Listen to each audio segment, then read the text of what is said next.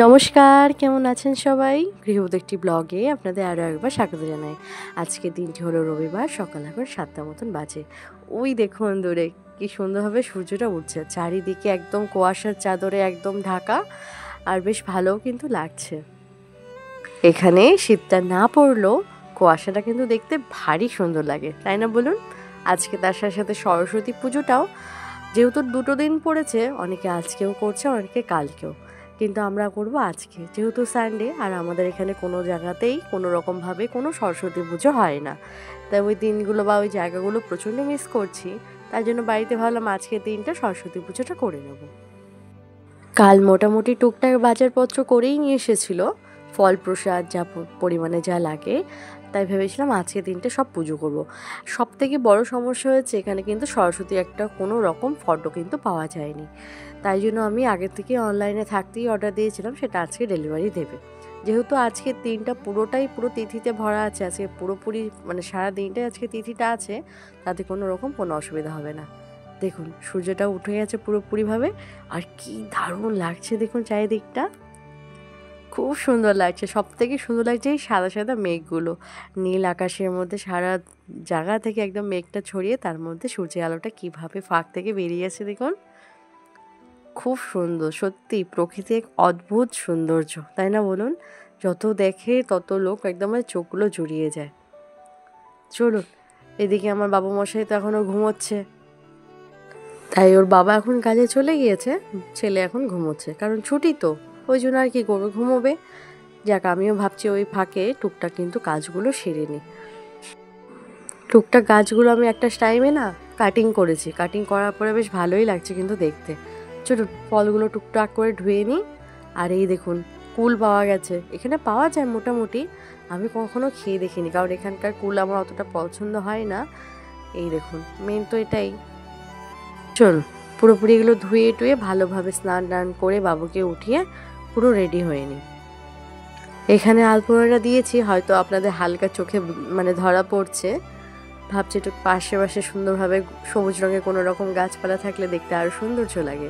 এই দেখুন আমার কাছে হলুদ রঙের কোনো কিছু ছিল না, তাই জন্য আমি এখন লাল রঙের, যেটা সবসময় পুজোতে ইউজ করি, ওটাই। আর এই দেখুন ফলের আমার ঠাকুরকে যেটা দেব সেই ঝুড়িটা, আর এই দেখুন আমার সরস্বতী মা।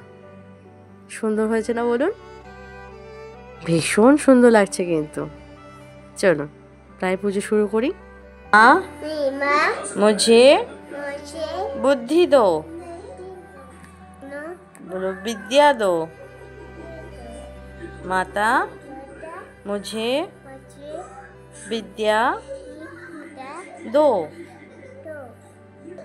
ओम जय माँ सरस्वती नमो।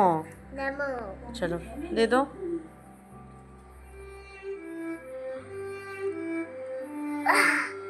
নমো করো।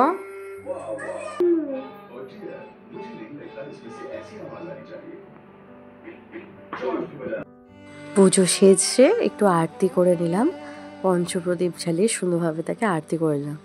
আর মনে মনে এটাই কামনা করলাম, হে মা, যেভাবে যতটুকুভাবে তোমাকে যত সুন্দরভাবে পুজো করেছি, আমাদের পুজোটা গ্রহণ করো মা। কারণ এখানে তো পুরোহিত তো নেই যে তোমাকে সেই পুরোহিত ডেকে সুন্দরভাবে পুজো করব। মনের পুরোপুরি ভাব দিয়ে তোমাকে সেই সমর্পণটা করলাম। বলা হয় পুজো একদম পুরোপুরি শেষ হওয়ার পরে হবনটা কিন্তু করতে হয়, তাই সেটারও টুকটুক করে জোগাড়যন্ত্রগুলো করে নিই। এই দেখুন হবনটা আমার প্রায় শেষ হয়ে গেছে। এই হবনটা করে সারা ঘরে সুন্দর করে দিয়ে তাকেও সমর্পণ করে পুজোটা সম্পন্ন করলাম।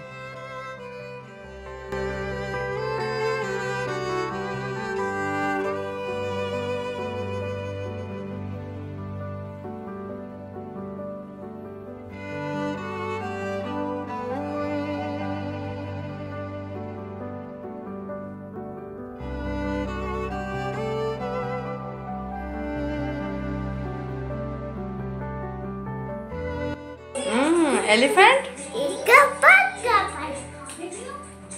চলো পুজো হলো ফাইনালি, এবার পুজোটা হয়ে গেছে, এবার চলুন কিছু খাওয়া যাক। আজ একটা পিৎজা আনা হয়েছিল, অনেকক্ষণ হয়েছে যেহেতু দেখুন একটা স্লাইস মনে হয় ওর বাবা খেয়েছে। যাক, এই 3টে স্লাইস একটু গরম করে নেব।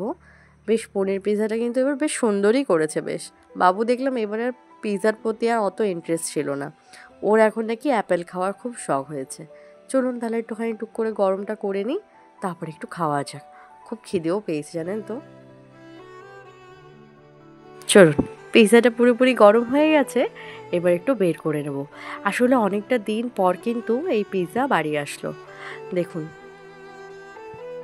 এবার কিন্তু বেশ পনির পিৎজাটা করেছো কিন্তু ভারী সুন্দর, কি সুন্দর ক্যাপসিকাম বিভিন্ন রকমের সস অ্যাড করে দিয়েছে। আর একটু গরম, এটা সাইডে রেখে দিই। আর এখন খুব খিদেও পেয়েছে, একটু খেয়েও নিই। আসলে আগে না মাসে প্রায় 4-5বার কিন্তু পিৎজা হয়ে যেত, এখন অনেকটা কন্ট্রোল করেছি জানেন তো পিৎজার প্রতি, কারণ একটু তো সুস্থ থাকতে হবে তাই না বলুন। চলুন তাহলে পিৎজার সাথে সাথে আজকে ব্লগটি এখানেই শেষ করছি। ভালো লাগলে অবশ্যই করে লাইক সাবস্ক্রাইব করতে ভুলবেন না, আর জানাবেন কেমন হয়েছে ব্লগটি। ভালো থাকবেন সবাই, সুস্থ থাকবেন সবাই, সাবধানে থাকবেন সবাই। দেখা হচ্ছে খুব শীঘ্রই নতুন একটি ব্লগে। তাদের সবাই ভালো থাকুন, আর অনেক মা সরস্বতী সবাইকে অনেক অনেক আশীর্বাদ। ধন্যবাদ সবাইকে।